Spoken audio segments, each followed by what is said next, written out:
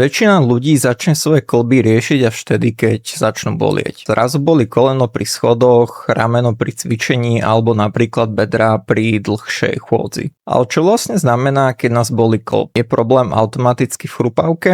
Je kĺb jednoducho opotrebovaný a dá sa s tým vôbec niečo robiť? V tomto videu si jednoducho vysvetlíme, ako kĺb funguje, z čoho sa skladá a prečo môže začať bolieť. Začneme teda úplným základom. Kĺb je miesto, kde sa stretávajú dve alebo viac kostí a umožňuje nám pohyb. Typickým príkladom je koleno. Máme stehennú kosť, píšťalu a jablčko. Keby sa však tieto kosti pri každom pohybe jednoducho treli priamo o seba, veľmi dlho by nám to nefungovalo. Preto sú konce kostí pokryté kĺbovou chrupavkou. Tá vytvára veľmi hladký povrch, vďaka ktorému sa kosti môžu voči sebe pohybovať s minimálnym trením. Okolo toho ešte kĺbové púzdro, väzy, šlachy, svaly a vnútri kĺbu tiež synoviálnu tekutinu. Takže kĺb rozhodne nie je iba kosť plus chrupavka. Je to celý systém. Chrupavka má dve veľmi dôležité úlohy.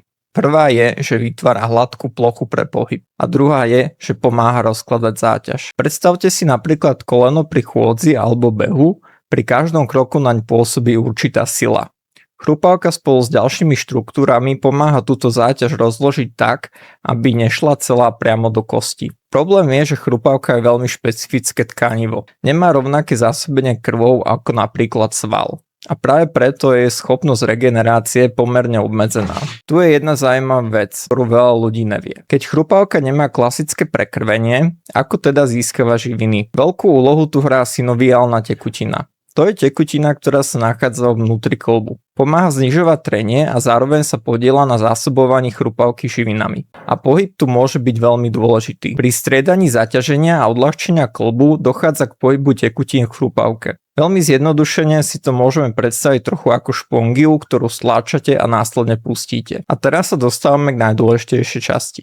Keď vás bolí kĺb, automaticky to neznamená, že vás bolí samotná chrupavka. Samotná kĺbová chrupavka totiž nemá klasické nervové zakončenie ako množstvo iných tkaní. Bolesť môže pochádzať napríklad z kosti pod chrupavkou, z kĺbového púzdra, zo šľach, väzov, svalov alebo zo zápalových procesov v okolí kĺbu. Preto dve osoby s podobnými zmenami na rentgene nemusia mať vôbec rovnakú úroveň bolesti. Jedna môže fungovať takmer bez problémov a druhú môže rovnaký kĺb výrazne obmedzovať. Veľmi často sa pri bolestiach kĺbov spomína artróza. Artróza sa často zjednodušene opisuje ako opotrebovanie chrupavky. V skutočnosti ide o komplexnejší proces, ktorý môže ovplyvniť celý kĺb. Mení sa chrupavka, kost pod ňou aj ďalšie štruktúry. Riziko artrózy rastie napríklad s vekom, po niektorých zraneniach alebo pri dlhodobom výraznom zaťažovaní. Ale veľmi dôležité je povedať jednu vec. Pohyb sám o sebe nie je nepriateľ kĺbov. Práve naopak.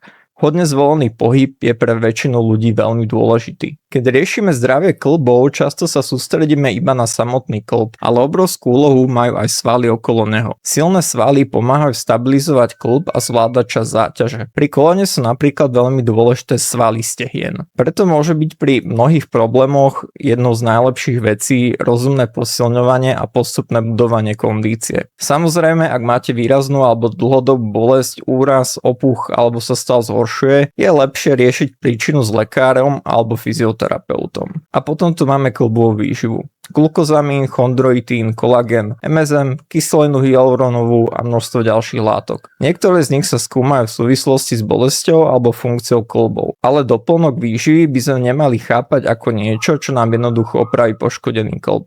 Je to iba jedna časť celej skladačky. Ďalej to máme pohyb, telesnú hmotnosť, svalovú silu, predchádzajúce zranenia, celkovú stravu a samozrejme konkrétny zdravotný problém. Takže ak si z tohto videa máte odnes jednu vec, tak túto. Kĺb nie je jednoduchý mechanický pánt, ktorý sa jednoducho jedného dňa opotrebuje a prestane fungovať. Je to živý systém, kde spolupracuje chrupavka, kosť, tekutina, väzy, šlachy a svaly. A keď začnete rozumieť tomu, ako tento systém funguje, oveľa ľahšie pochopíte aj to, čo môže vašim kĺbom reálne pomôcť a čo je iba dobrý marketing. Ak vás zaujímajú ďalšie videá o kĺboch, artróze a jednotlivých zložkách kĺbovej výživy, sledujte nás a viac informácií nájdete aj na našom webe.